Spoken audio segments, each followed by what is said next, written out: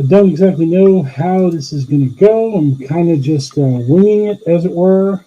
So if this is going out through Twitter and all the other social media platforms, great. Otherwise, this will just be, I don't know, the test run. Just see if I could plug everything in and get it all working and operating and make it happen. And the guys running HAPS have done all kinds of work to hold my hand and help me out and do so much to make this smooth for me. And the HAPS Center for content, all kinds of great stuff like B-roll footage, videos, picture frames. It's really awesome. And I was just looking at it and working on it so much, and it kind of became analysis paralysis. I just couldn't get my head around all the different things I wanted to do, all the different things I wanted to try to say. I was trying to come up with something like really pithy and quick, and then I didn't know if I should be longer or whatever. So today I decided, you know what? It's late at night. I need to do something. I need to get a podcast basically out there. And because HAPS has been so nice to me and they've done so much for me to try to get my feet wet and get into this social media platform on the ground floor, that I was like, you know what? I just got to do this. I just got to hit play and start talking. And if nobody sees this, if I've completely screwed it up, then so be it. But I gotta get over my fear. I gotta get over my concern, and I just got to move on. Just gotta do this thing. So, got my witness protection program get up all set up as you've seen. Got my webcam blasting me with the ring light to make me look as good as it can in the darkness. And yeah, so what I wanted to talk about today is, everyone's just so terrified about this election. Everyone's just so nervous. We're all freaking out. It's a week away. And you kind of want to know if you're going to live in a fascist dictatorship in a week. That's kind of scary. And the thing that I've been thinking about the past few days is that this is a serious election. And Republicans do not do good in serious elections. And what I mean by that is that in 2000, we had an unserious election. Bush and Gore were basically campaigning on who was going to give you a bigger tax cut. And our media was telling us that this election was between a dumb but well-meaning jamoke and a lying but smart Democrat. Al Gore was all kinds of tricky and manipulative, but at the very least, he knew what he was talking about, and he was kind of a bright dude. While W was a moron and a buffoon, but he was honest. He was well-meaning. He spoke from the heart. He was a good egg. So that was our dichotomy. And we had all kinds of dumb stuff in our media about how Al Gore was practically lactating, how he was lying about everything he said, that he claimed he invented the internet, which is something that actually never happened. And after the first debate, we heard about how Al Gore sighed too much. He was pushy and mean, even though he had won on policy, he had won on the facts, he'd won on reality. He didn't win the media's dog and pony show about being a nice guy during a debate. Even Saturday Night Live was doing parodies of Al Gore being like,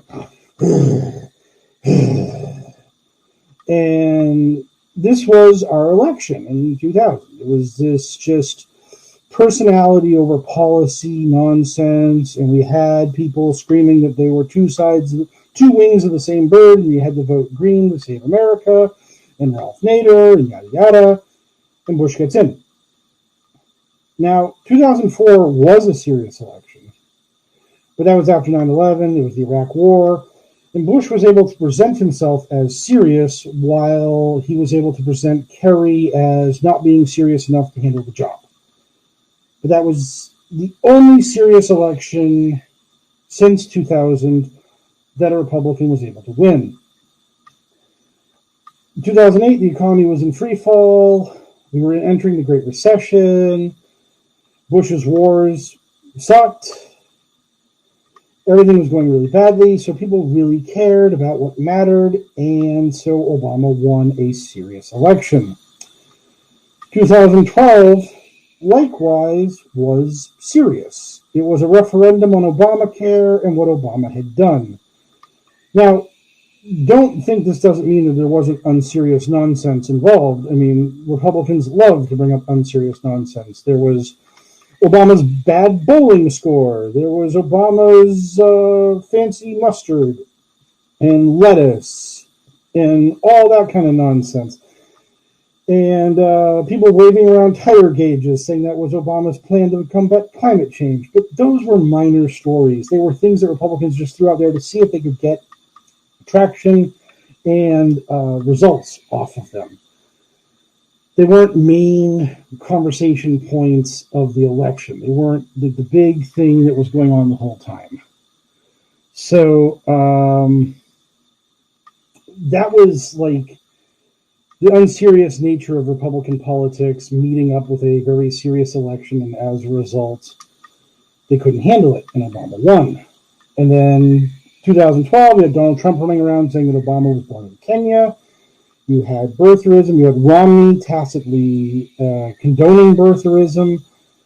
But in the end, again, it was about Obamacare. It was about health care. It was about getting out of the Great Recession. It was about this kind of recovery. It was a serious economic election based on policy and issues.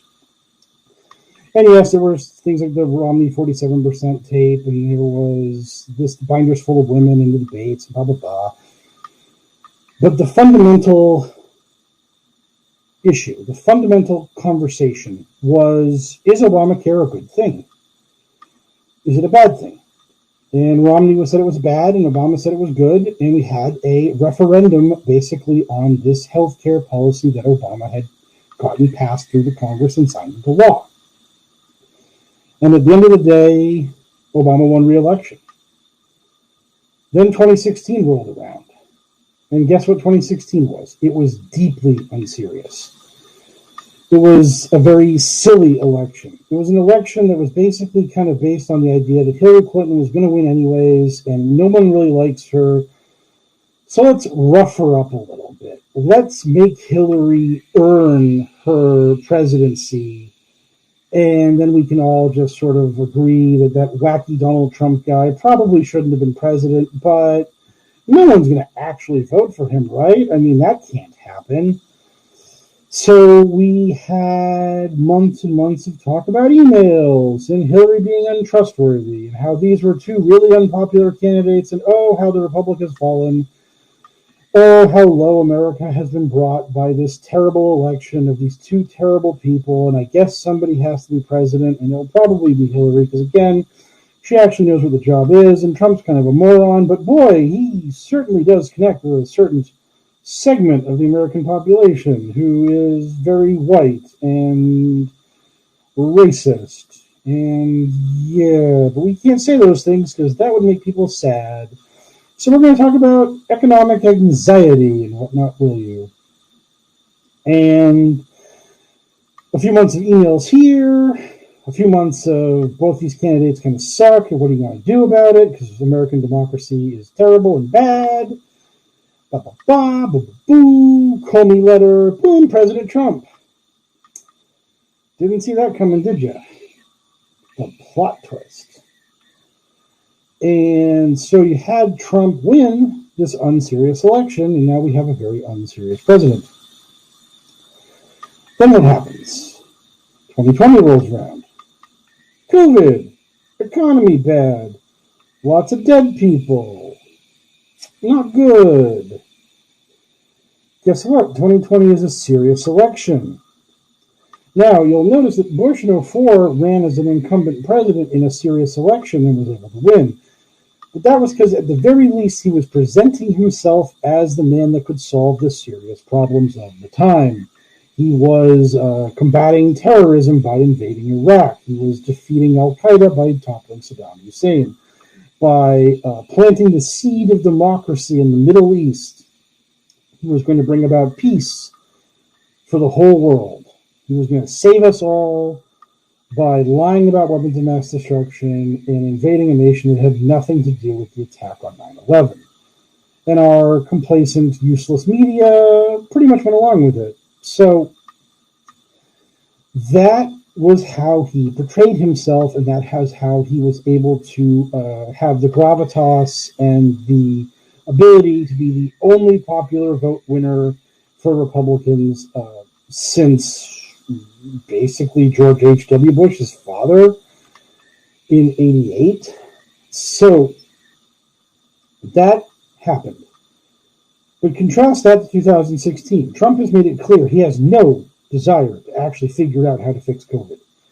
He has no ability to handle this problem, and he has repeatedly said it's just going to disappear. He's now even campaigning on the idea that on November 4th, COVID will just go away.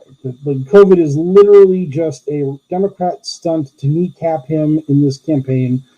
And after he wins re-election, Democrats will just admit it was all a big lie, and we're sorry for rustling your jimmies, Mr. President. But politics is tough, and you just got to kind of roll the punches. And sometimes the punches are, we lie about a virus, and you got sick from it, which is weird that the president got sick from a hoax. But hey, that was the breaks. That's just how the cookie crumbles sometimes, So, because Trump refuses to deal with the actual issue of this campaign, which is literally COVID, that's why people are talking about Texas going blue, and Georgia going blue, and Arizona going blue, and North Carolina going blue.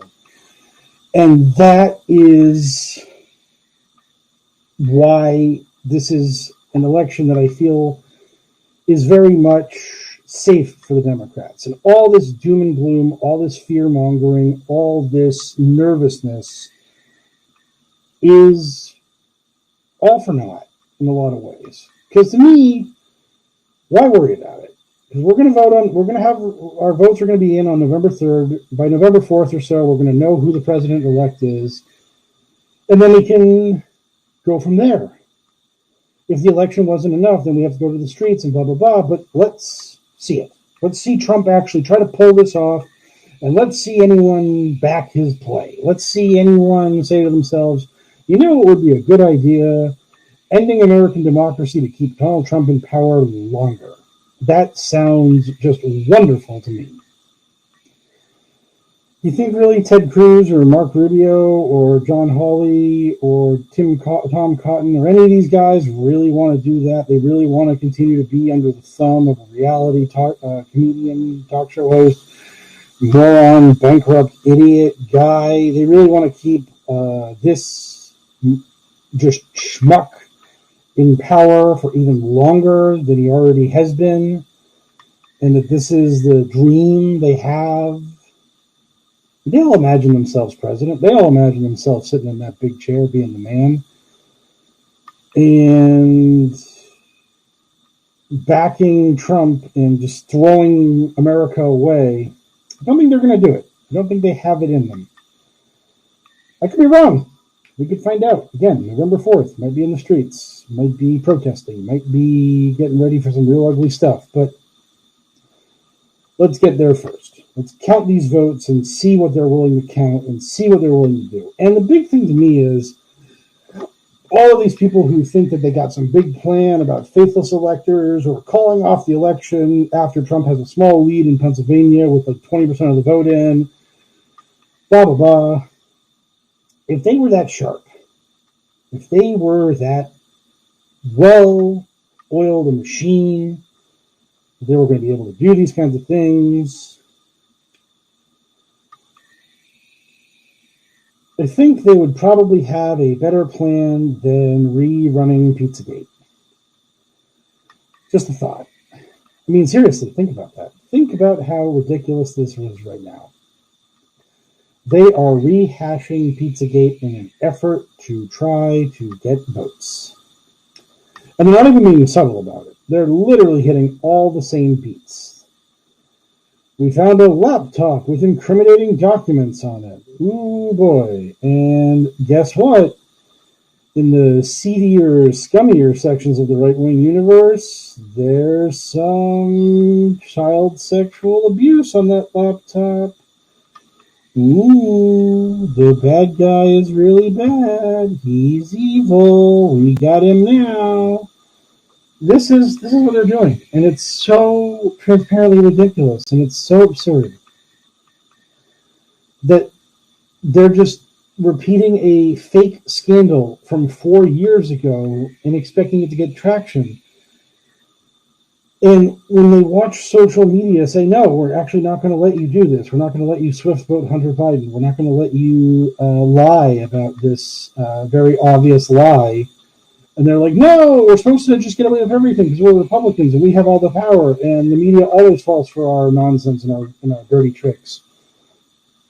It's very upsetting to them that it's not working out. That the Hunter Biden laptop from hell, as QAnon calls it, isn't setting the world on fire and isn't tilting the election in favor of Donald Trump. And that's really what this comes down to for me, is that you see what they actually are doing and you see how they are actually flailing. And when you compare and contrast that to this idea of Trump as this cerebral, cunning, political mastermind who's going to undo American democracy and end the republic, I don't buy it. I just don't buy it. And until I'm proven otherwise, I'm going to believe that I'm right. But unlike QAnon, I can change, I can adapt, I can acknowledge that I am wrong. And when I am on the flight to Guantanamo to stand before a military tribunal before I go up the scaffold where Joe M. will throw the lever so that I may drop through the false bottom and be executed for treason, I'll be like, boy, you got me. My face is red. But until then, I'm going to remain a doe-eyed optimist who believes in American democracy and believes in the American people's ability to not re-elect this guy that they barely elected in the first place, and only elected in the first place because the Electoral College is terrible and bad and it allows for undemocratic results to occur. So that will kind of conclude the news and information section of this broadcast. So I asked my followers on Twitter, which you can follow me at PokerPolitics, to send me some questions. And now I'm going to read those questions as best I can through my sunglasses, which make it hard to look through at things at 3:30 in the morning. Keely asks, what is your favorite color? I guess I'm supposed to say blue, no yellow, and then be catapulted off the screen in hilarious fashion, but I don't have the budget for such a stunt. So I'm just going to say that I do like blue anyways. I like powder blue, like the jerseys the Rays wore last night. That's a real nice shade of blue. I'm a big fan of that. I'm a big fan of a nice soft blue. I don't know why, but that's what works for me. Also, purple. Purple's great. All shades of purple are fine. Will Connor, or Comer, says, does the research ever get to you? Sometimes, in a way, if I know QAnon's going to be particularly braggy or arrogant about an event, it kind of sucks to read them in their glory and their exaltations, because it's just like, oh, God, they're going to be so smug and so condescending, and they're going to be so miserable and arrogant. Like today, all they've been doing is just celebrating the fact that they got their justice in the court, and ACB was confirmed, which was like something that we knew was going to happen from the moment Ginsburg died, and they said they were going to ram a judge through the confirmation process, irregardless of the previous dictates they had established. And it was just kind of like, why are you so excited that she got confirmed and she got appointed to the Supreme Court today when you knew that was going to happen like weeks ago? This would be like a player scoring a touchdown, and then they announce that it's being reviewed. But when you watch the replays, it's obvious he got a touchdown, and the commentators are like, "Yeah, it's a touchdown. I don't know why. I don't know why they're ripping this one over, Bob. I don't see anything. There's no way to overturn this one." And then when they come back from commercial, the ref says that they confirmed it, and it is a touchdown. And then like, this guy starts like freaking out and celebrating, like, "Yeah, touchdown! We did it! Oh yeah, take that other team. We're the best. Yeah, yeah, yeah, yeah." And it's like, dude, like we knew it was a touchdown 5 minutes ago. Like, why are you freaking out? Why are you freaking out about them confirming the touchdown? It was always a touchdown. And this is like, again, this is really a part of like what QAnon really is all about. It's all about constantly flexing your muscles. It's all about constantly celebrating every small victory to make the group feel better, feel happier, feel like they're more empowered and more capable of great things. Because that's what it's all about. It's all about confirmation bias and empowerment and feeling stronger, feeling just more secure, feeling like you're winning, feeling like you're the ones in charge. You're the ones who are taking it to the bad guys and showing them what for. And that's what they love. You know what QAnon didn't bring up at all today? The stock market collapsing. That did not get mentioned one bit. That $700 dip over the stock market freaking out over COVID cases spiking in America, and the fact that COVID could get really bad over the winter and lead to all kinds of terrible stuff happening to lots of people as we have a brutal second wave. Yeah, QAnon didn't mention that in the slightest. Didn't see fit to mention it or bring it up. Because that would indicate weakness. That would indicate that they are hurting. That would indicate that they are losing. And they don't deal with reality when reality tells them mean things to make them sad. They only deal with reality when it tells them good things to make them happy. Chairman Walkman says, "Do you have a favorite tabletop role-playing game?" Not really. I've played lots of stuff. I played a few Dungeons and Dragons campaigns. Big problem for me was that my GMs were always kind of bad. GM'd some homebrew games, GM'd a few sessions of this zombie apocalypse game called All Flesh Must Be Eaten. I love all that kind of stuff. I love tabletop games in general. I like playing board games. Blood Bowl is a very cool miniature tabletop game. It's like Warhammer 40K, only football instead of war. It's very fun. So, yeah, games are great. I'm a big fan of all the kinds of games.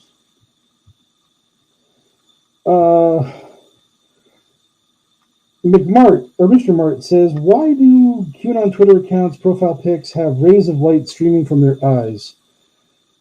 That's kind of a meme of the Twitter QAnon world about being activated. Like Jeff Sessions in his final act as a candidate for public office, like, shamed himself by posting a meme saying Sessions activated, and it had his eyes as laser beams. And that's something they all do. It's a way to show that you're powerful, you're activated, you're full of like rage and energy, and you're gonna kick deep state butt. All that kind of weird stuff. It is not great. It's kind of bizarre, but that's what they do. It's what they enjoy because they're strange people, and that's their little subculture of madness. Special Agent Dale Cooper, which is one of the greatest names in the history of Twitter, says, "Do you think Eric Trump fondles the little boys? How many times a week do you think Dawn bangs the Ivanka?" Those are mean, awful, bad quotes. I should not have read them online. I am a bad person for saying these things. I don't think any of those things are true. I think that this is kind of like just what the Republicans do. They traffic in the gutter and they promote this kind of stuff because dehumanizing and debasing their enemies is what they're all about. I mean, they've created a subculture of people who do believe that Hillary Clinton is a murderer. They do believe that Barack Obama is the Antichrist. They believe in these things, and this is how they operate, by calling everyone who opposes them pedophiles or criminals or murderers or Satanists. And that's the operation. That's the job. That's the game, is to just be as horrible and evil as possible in an effort to slander and defile your enemies and to make them seem less human. And that's the thing that really is worrying about QAnon, is it's so radicalizing and it's so toxic, because we're dealing with one side, which is God and light and truth and Donald Trump, and the other side, which is Nancy Pelosi, Joe Biden, Satan, darkness, abortion, death, and murder. And when Biden wins this election, there are no ways to justify inaction against Joe Biden. There's no way to say, oh, well, Biden got more votes than Trump. Them's the breaks. The only way he could have won is if the election was stolen, if God's will was literally subverted. There's a reason why these people say God wins all the time. And that is because they are on the side of God. They are righteous. They are God's chosen soldiers. And if they lose, if God is defeated, then they must stand up for God and fight on God's behalf, which is terrifying. Because when you are a soldier of God, there is nothing that is not justified. And that's why QAnon is incredibly dangerous and incredibly scary. So, poor form of me, bad day, Special Agent Cooper, bad. But anyways, finally, Narc says, so I have Among Us, fun game. I'm not good at it. Can I join your group? Now, yes, you can. I will try to stream some Among Us tomorrow night after the podcast, sometime in the evening, around like 7 or 8 o'clock Eastern. I'll post some stuff online, and we'll see. And if I'm not streaming it, at the very least, we'll just play some games. We'll just run around the spaceship and kill each other. It'll be great. Now, for my QAnon question, what is your opinion on the Rudy release of the laptop from hell? Was it to stir up the QAnon crazies, or did it just fall into the laps of the Q grifters? It was an attempt to influence the election. It was just an attempt to relitigate Pizzagate. It was just an attempt to try to put something out into the public that would get people talking about anything other than COVID and Trump's bungling response to COVID. And if you read all the articles and you listen to all the stories, it's very obvious that this was a thing that was out there for a long time, and that Russians had gone to Rudy and been like, hey, Rudy, we got some dirt. And Rudy was like, I don't have any way to make that dirt. And like, I couldn't launder that dirt to get it out there into the public. So, yeah, thanks, but no thanks on the dirt. And then as we got closer to the election, the Russians were like, hey, Rudy, the dirt. And then Rudy's like, you know what? Let's do it. Let's do the dirt. Let's just throw it out there and see what happens. And it definitely hit the ears of the people that it was supposed to hit. It definitely did get them all kinds of hot and bothered, because that's what this was all about. It was about galvanizing a certain subsection of the electorate. It was about making QAnon fucking... Oh, geez, I swore. I'm so sorry about that. I'm getting fired. But it was all about making QAnon angry and miserable and incendiary, and getting them just ready to crawl across broken glass to re-elect Trump. That was the goal. If it couldn't get through the national media, because they wanted it to get through the national media. They wanted this last week of the election to be all about Hunter Biden's sexcapades, and they thought that a tawdry sex scandal would be something that would penetrate the mainstream and get out of the Fox News OAN bubble, but it couldn't. It just couldn't do it, because they didn't have it in them. Because this is the problem. They're so encapsulated in their own bubble, and they don't know what they're doing, so they make mistakes. and they don't know how to actually reach out and connect to the American public at large, because they just think that they can slander Hillary Clinton again and it'll all work out. And it won't, because Joe Biden is not Hillary, and the voters we have nowadays are not the 2016 voters who only think of Donald Trump as a hypothetical president and not the guy who's been in office for 4 years and has been kind of screwing everything up. So it was a Hail Mary, and it failed. And that's why I'm not that worried about this election, because this is what they're trying to do. This is the kind of stuff they're doing in the final dying days of this election. So vote, vote, vote, fight, fight, fight, all that good stuff. I'm trying to see the comments through my sunglasses. I have a few comments, and I appreciate them very much. What does this one say? Oh, I have no idea. Can't read it. Can't read it because I'm blind. I will have to find a better light source for my screen so I can read stuff that is sent to me in the future. But I appreciate this trial run. I thank anyone who watched this. If it goes up on Twitter and anywhere else where it can be like cataloged, then that'll be great too. So beyond all that, thanks guys for giving me a whirl. I'm just really happy I was able to do this. I'm sorry for all the mistakes I made. I'll be called into the office for a chastising sometime tomorrow, I'm sure. But we will get better. We will improve, onward and upward, and I'll catch you all later.